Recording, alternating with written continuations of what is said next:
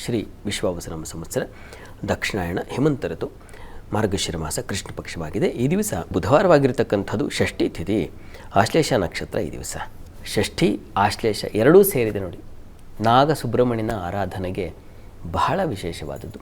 ಆಶ್ಲೇಷ ನಕ್ಷತ್ರ ನಾಗ ದೇವತೆಯನ್ನು ಪ್ರತಿನಿಧಿಸುತ್ತೆ. ಈ ನಾಗ ಹಾಗೂ ಸರ್ಪ ಎರಡು ಬಗೆ ಇದೆ. ಸರ್ಪಗಳಿಗೆ ವಿಷಸೂಚಕವಾಗಿರ್ತಕ್ಕಂಥವು ಸರ್ಪಗಳು. ನಾಗಗಳು ಹಾಗಲ್ಲ, ಅವರು ಅನುಗ್ರಹ ಪ್ರದವಾಗಿರ್ತಕ್ಕಂಥ ದೇವತೆಗಳು. ಅದು ನಾಗಾರಾಧನೆ. ನಾವು ನಾಗರ ಕಟ್ಟೆಗೆ ಹೋಗ್ತಕ್ಕಂಥದ್ದು ಇದೆಲ್ಲ. ಈ ದಿವಸ ಆಶ್ಲೇಷ ಅದು ನಕ್ಷತ್ರ ದಿವಸ ಇದ್ದಾಗ, ಆಶ್ಲೇಷ ನಕ್ಷತ್ರ ಇದ್ದಾಗ ಈ ಆರಾಧನೆ, ಸರ್ಪಾರಾಧನೆ, ನಾಗಾರಾಧನೆ ಇವುಗಳನ್ನು ಹೇಳಿದೆ. ನಮಗೆ ದೋಷ ಬರುತ್ತೆ, ಸರ್ಪದೋಷ ಇತ್ಯಾದಿ, ಅವುಗಳಿಂದಾಗಿ ಅದು ಸುಮಾರು ಬಗೆಗಳಲ್ಲಿ ಬರುತ್ತೆ. ಯಾವುದಾದ್ರು ನಿವೇಶನ ಸ್ಥಾನದಲ್ಲಿ ಮನೆ ಕಟ್ಟುವ ಸಂದರ್ಭದಲ್ಲಿ ಹುತ್ತ ಬೆಳೆದಿದ್ದರೆ, ಅಥವಾ ಅಂಡಚ್ಛೇದ ಮಾಡೋದರಿಂದಾಗಿ, ನಾಗರ ಮೊಟ್ಟೆಗಳನ್ನು ಹಾಳು ಮಾಡೋದರಿಂದಾಗಿ, ನಾಗ ಮಿಥುನವನ್ನು ಕಾಣೋದರಿಂದಾಗಿ, ನಾಗನನ್ನು ಹೊಡೆದಾಕೋ ಕಾರಣದಿಂದಾಗಿ, ಹೀಗೆ ಹಲವು ಬಗೆಗಳಲ್ಲಿ ನಾಗದೋಷ, ಈ ದೋಷಗಳು ಬಂದು ಸೇರ್ಪಡೆಯಾಗತ್ತೆ ಅನ್ನೋದು ಶಾಸ್ತ್ರದಲ್ಲಿ ಚಿಂತನೆ ಮಾಡಿದ್ದಾರೆ.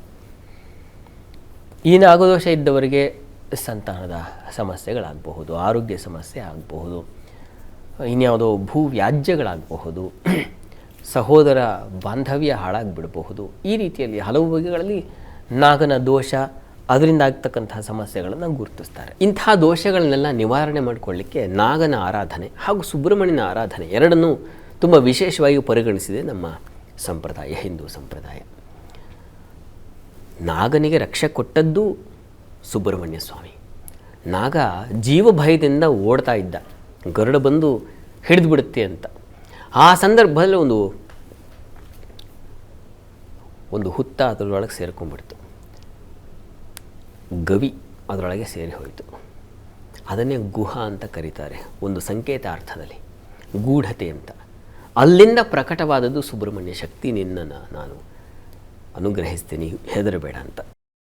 ಈ ಕಾರಣದಿಂದಾಗಿ ಸುಬ್ರಹ್ಮಣ್ಯ, ನಾಗನಿಗೆ ಆರಾಧನೆ ಮಾಡಿದ್ರೆ ಸುಬ್ರಹ್ಮಣ್ಯಂಗೂ ಹೋಗಿ ತಲುಪುತ್ತೆ ಅಂತಕ್ಕಂಥ ಕಥೆ ಬಹಳ ವಿಸ್ತಾರವಾದದ್ದು. ನಾನು ತುಂಬ ಸುಮ್ಮನೆ ಹಸುವಾಗಿ ಹೇಳಿದ್ದೀನಿ, ಕಾರಣ ಸಂದೇಶಗಳನ್ನು ನೋಡಬೇಕು. ಈ ಕಾರಣದಿಂದಾಗಿ ಈ ದಿವಸ ತುಂಬ ಪ್ರಶಸ್ತವಾಗಿದೆ. ಸುಬ್ರಹ್ಮಣ್ಯ ಸನ್ನಿಧಾನಕ್ಕೆ ಹೋಗಿ ನೀವು ಆರಾಧನೆ ಮಾಡೋದು, ಅರ್ಚನೆ ಇತ್ಯಾದಿಗಳನ್ನು ಮಾಡಿಸ್ತಕ್ಕಂಥದ್ದು, ಅಭಿಷೇಕ ಮಾಡಿಸ್ತಕ್ಕಂಥದ್ದು. ಸುಬ್ರಹ್ಮಣ್ಯನ ಮೂಲಮಂತ್ರದ ಉಪದೇಶವಾಗಿದ್ದರೆ ಆ ಮಂತ್ರವನ್ನೇ 1008 ಬಾರಿ ಜಪ ಮಾಡ್ತಕ್ಕಂಥದ್ದು. ಯಾವುದಾದ್ರೂ ಸರಿ, ಮಾರ್ಗ ಹಲವಿದ್ದಾವೆ.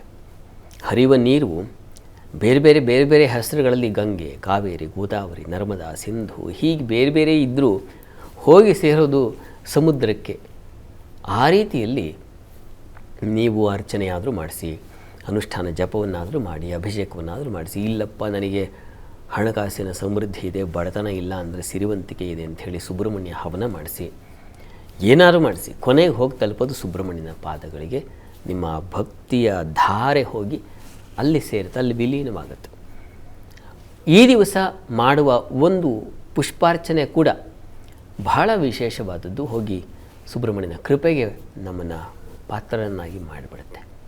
ಹೀಗಾಗಿ ವಶದಿಂದ, ಕಾಲದ ಮಹಿಮೆಯಿಂದ ಈ ದಿವಸ ತುಂಬ ಪ್ರಶಸ್ತವಾಗಿದೆ ಸುಬ್ರಹ್ಮಣ್ಯನ ಆರಾಧನೆಗೆ.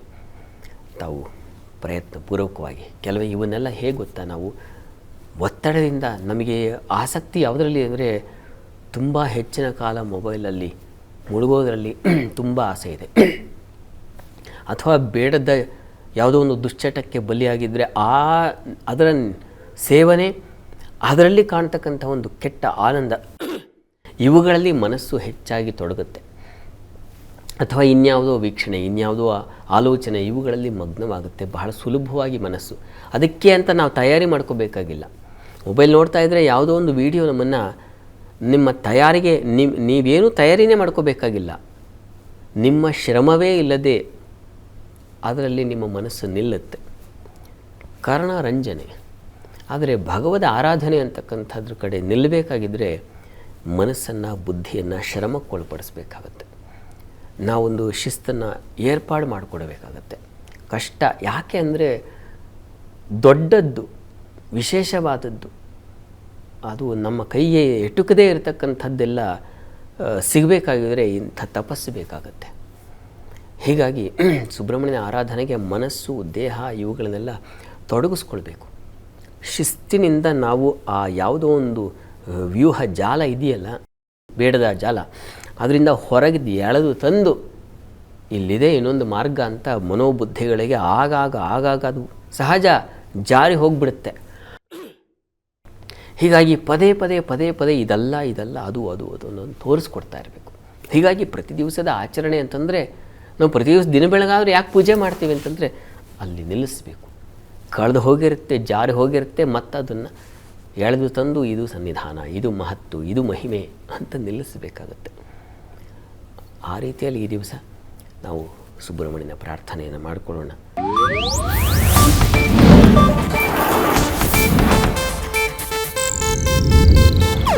ಇದು ಏಷ್ಯಾನೆಟ್ ನ್ಯೂಸ್ ನೆಟ್ವರ್ಕ್ ಪ್ರಸ್ತುತಿ.